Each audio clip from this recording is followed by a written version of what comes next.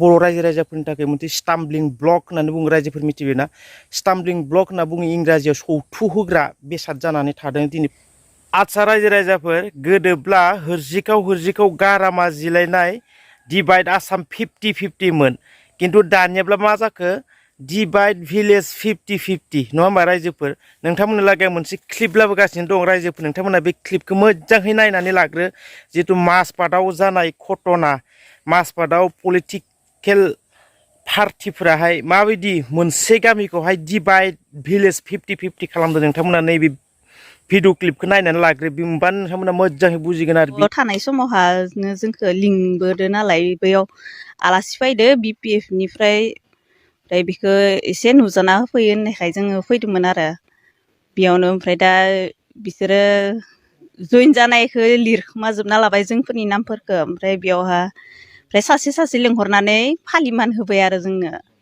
जोंनि मानसि सानै साथामखौ लानानै जे बरनाम थिखांबाय बे गामिखौ बे नंखाय बे साथाम मानसिया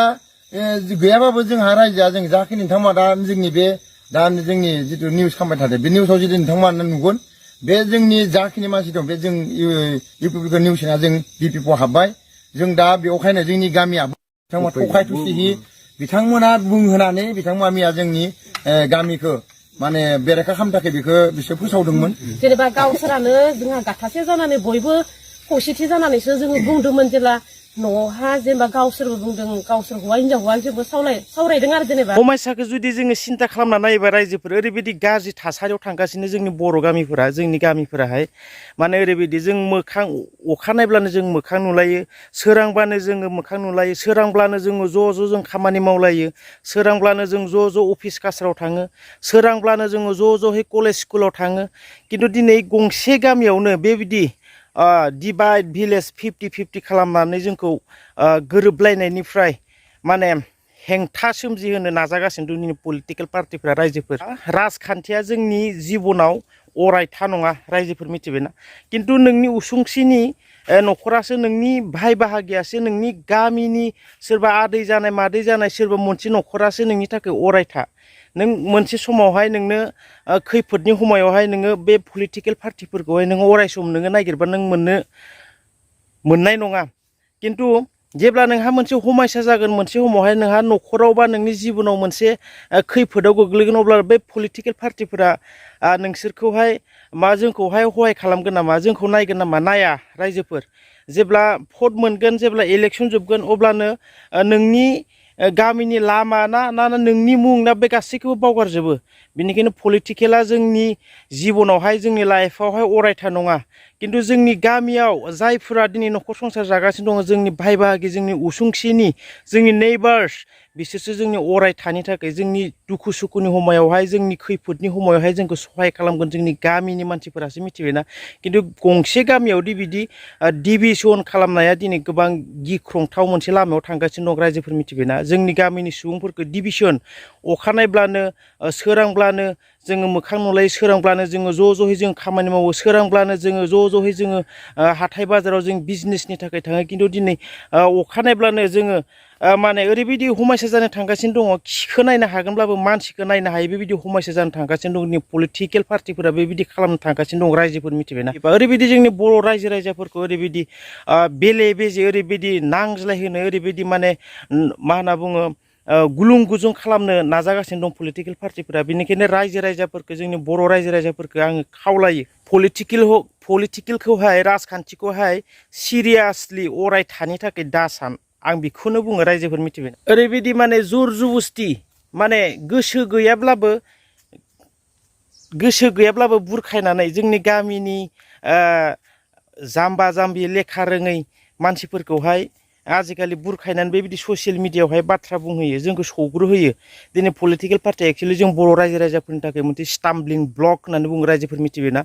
स्टाम्बलिं ब्लक होनना बुङो इंराजियाव सौथु होग्रा बेसाद जानानै थादों दिनै पलिटिकेल पार्टिफोराहाय रायजोफोर साबधान जा गंसे न'खरावनो बिदा बिफंनि गेजेरावनो डिभिजन बिदा बिफं अखानायब्लाबो नुलायबाबो सौग्रुलायबाबो राव होलायै न' उसुं सेरनिजों सौग्रुलायबाबो राव होलायै हौवा हिन्जावनि गेजेराव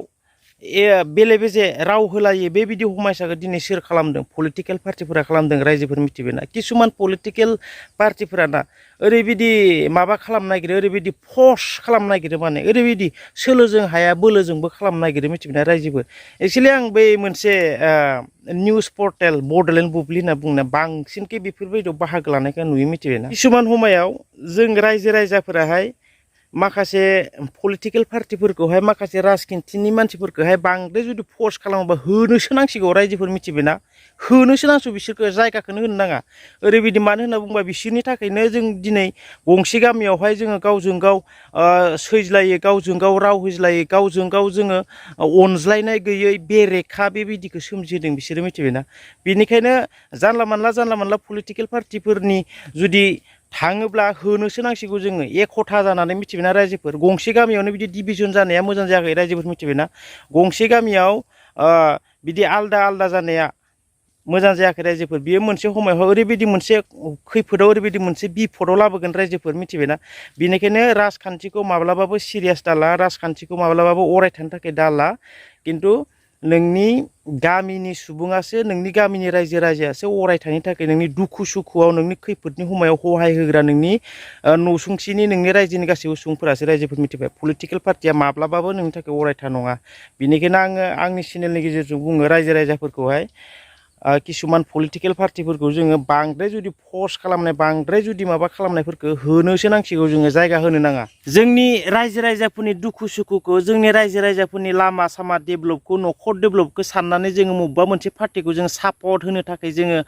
जायगा होयो जोंनि बेसेन गोसा भटखौहाय जोङो होयो बिसोरनो खिन्थु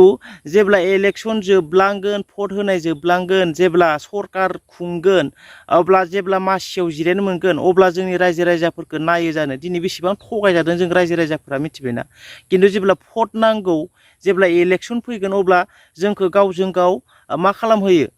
गावजों गाव बेरेखा खालामहोबाय जोंखौ गावजों गाव नायनो हालायै उसुंसेनिजोंनो नायनो हालायै खिखौ नायनो हागोनबाबो मानसिखौ नायनो हालायै बेबायदि अबस्था जों रायजो राजाखौ खालामबाय गावसोरा गादियाव थांबाय बिनिफ्राय जोंनि अभाब अभिजनफोरखौ दिनै बुजिला बेबायदि समयसा जानानै दङ आं बुंनाय बे बाथ्राया गोदान बाथ्रा नङा रायजोफोर मिथिबायना भिलेज डिभिजन 50-50 बेयो गोदान बाथ्रा नङा प्राय गोबां जाबोगासिनो दं बेबायदिनो बेनिखायनो दिनै गामि गंसे एकथा गैया रायजोफोर मिथिबायना जोङो लोगोसे खामानि मावनो हाया लोगोसे ज'ज'यै जों ओंखारनानै मोनसे मोजां खामानि जों मावनो हाया रायजो हिसाबै गामि हिसाबै मानोना गामि गंसेयावनो UPPLनि BPFनि कंग्रेसनि BJPनि नङा होमबा रायजोफोर सैलायलाया सुखुलाया साननायफोरा आलदा आलदा जाजोब्बाय अब्ला जोंनि गामिखौ दिनै गुलाय गुजाय खालामदों जोंनि गामिनि इसिबां मोजां रायजो जानाय इसिबां मोजां अनलायनानै संसार जानाय इसिबां मोजां गामिखौहाय सोर गुलाय गुजाय खालामदों रायजोफोर नोंथांमोना साननानै नायलाय पलिटिकेल रायजोफोर पलिटिकेल पार्टि बिनिखायनो बिसोरखौ अरायथानि थाखाय जायगा दाहो मिथिबाय किसुमानखौ आं बुंगासिनो होनोसो नांसिगौ बिसोरखौ सिखाव खायलाना होनोसो नांसिगौ किसुमान पार्टिफोरखौ बांद्राय फर्स खालामनायफोरखौबा मिथिबायना रायजोफोर जाम्बा जाम्बि जोंनि बर' गामिफोरा जोंनि रायजो राजाफोरा जाम्बा जाम्बि होनानै गोबां पार्टिफोराहाय माने एफा एनै थाखा होफ्लानानै गोबां मिडियायाव बायदिसिना बाथ्रा बुंनानै जोंखौ सौथुहोगासिनो रायजोफोर हाबदान जा नोंथांनि बेसेन गोसा भटखौहाय जायनो होनो गोसो बिनो हो गोसो सिङाव ला खिन्थु जोङो गोरबोआव गोसो गोरबोजों एकदमबारे माने अपेनलि बिब्दि माने माबा खालामनाया मोजां नङा रायजोफोर मिथिबायना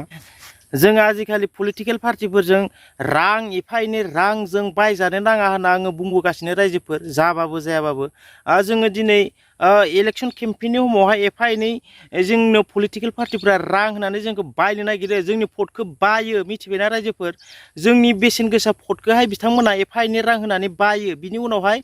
जेब्ला इलेक्सन जोबगोन डेभेलपमेन्टनि खामानि जेबो मावा मिथिबाय रायजोफोर जोंनि न'खर डेभेलपमेन्टनि थाखाय जेबो मावा जों जेबो मोना जोङो बै केम्पेइननि समाव एफा एनै जों रां मोननो हागौ एफा एनै जों सहाय मोननो हागौ बिसोरनिफ्राय बिनि उनावहाय जोंखौ नायपात्ता खालामो जायनि जाउनाव दिनै जोंनि लामा सामा जोंनि न'खर जोंनि गामिफोराव डेभेलपमेन्टआ जायाखै दिनैसिमबो मिथिबाय रायजोफोर गंसे लामा मोजां गैया गंसे दालां मोजां गैया जायनि जाउनाव दिनै मिथिबायना रायजोफोर जेसेबां गोदै बुंब्लाबो जेसेबां आथा लगायलायना बुंबाबो